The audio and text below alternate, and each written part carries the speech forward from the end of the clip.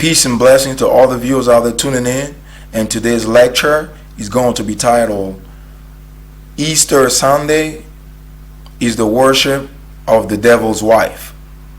So without further ado, let's get into it. The Two Babylons, page 96. Such is the history of Easter. The popular observances that still attend the period of its celebration imply, confirm the testimony of history as to its Babylonian character. The hot cross buns of Good Friday and the dyed eggs of Pasch or Easter Sunday figured in the Chaldean rites, just as they do now. The buns, known too by that identical name, were used in the worship of the Queen of Heaven, the goddess Easter, as early as the days of Cecrops, the founder of Athens, that is, 1500 years before the Christian era. So basically, 1500 years before the Messiah was even born, these people were all already celebrating the Easter Sunday. This is nothing new. So before the Messiah was even walking on the earth, the people were already celebrating Easter Sunday. They were already dyeing eggs. People were already heavy into that Satanic holiday.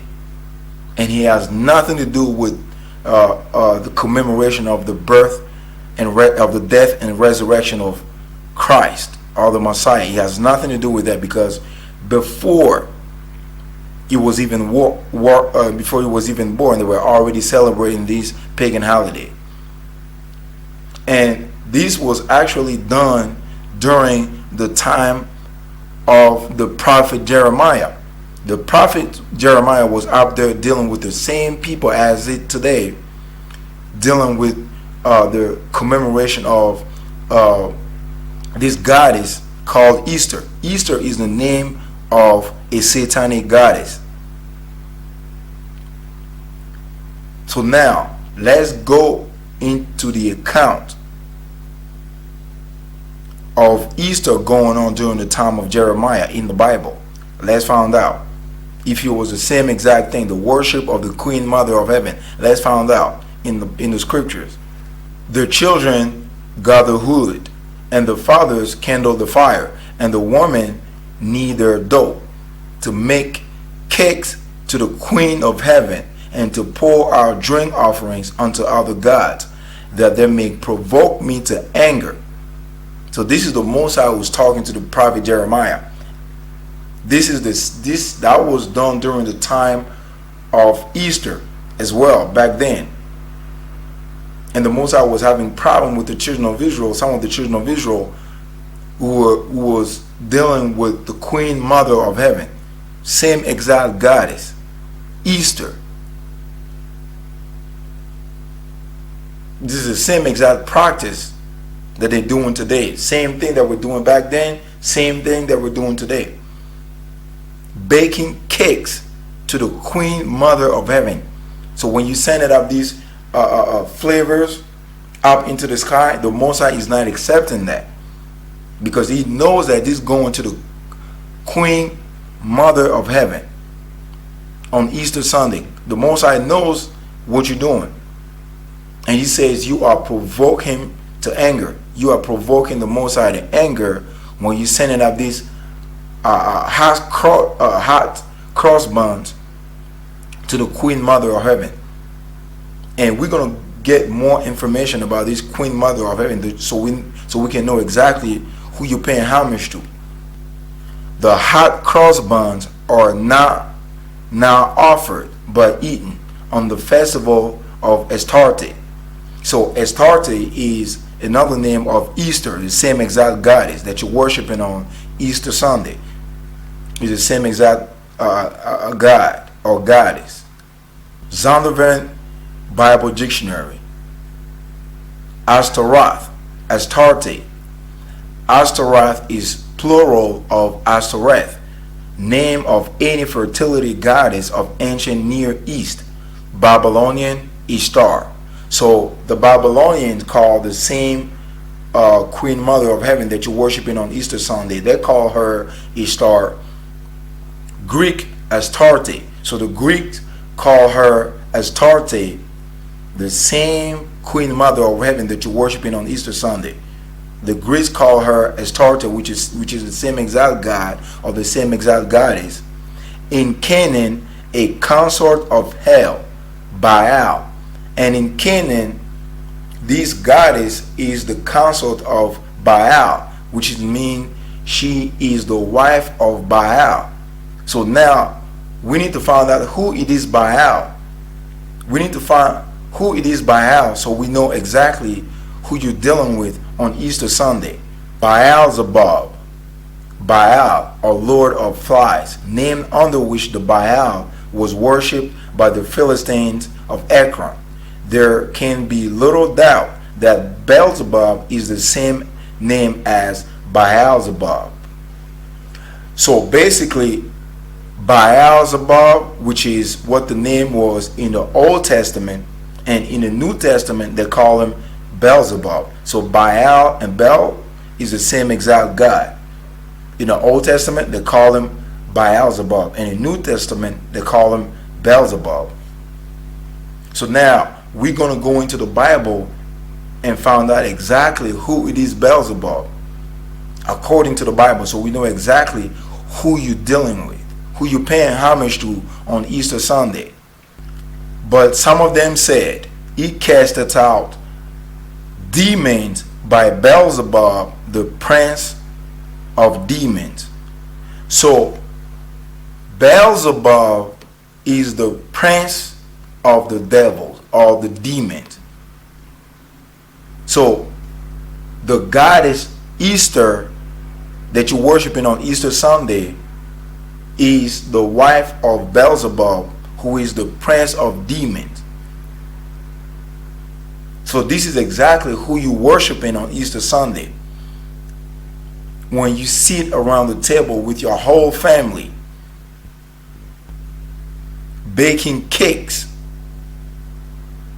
when you're sitting around the dinner table with your whole family, when you gather all your kids together, your uncle, little babies, old grandma, when you gather them together around the dinner table and eating cakes or eating dinner on Easter Sunday, this is exactly who you're paying homage to. You paying homage to the wife of Satan, and Satan himself. This is the prince of the devil. This is essentially what you're doing on Easter Sunday. You see, Satan gave his wife a holiday as well. Satan gave his wife a holiday as well, which he got the whole world worshiping. The Bible says that Satan deceived the whole world, and that's just the way it is. And Easter Sunday is one of the ways that is one of the many deceptive tools that Satan has used to deceive the entire world. Now the Roman Church adopted this mystic egg of Astarte and consecrated it as a symbol of Christ's resurrection.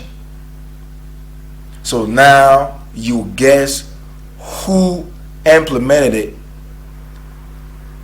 in the church? The Roman Catholic Church. Yes, you guessed it. It's the Roman Catholic Church, who has always been pagan from the foundation. They're the one who set up this holiday. They adopted this mystic egg of Easter and consecrated it as a symbol of the resurrection of the Messiah, which actually has nothing to do with the resurrection of the Messiah at all. He said it's a Roman Catholic Church who adopted this holiday. Anything that has to do with the Roman Catholic Church has to be dealt with skepticism. In the Second Declaration, the bishops ruled that Easter should be celebrated at the same time throughout the empire. You see, it wasn't some political party that came up and said, you know what?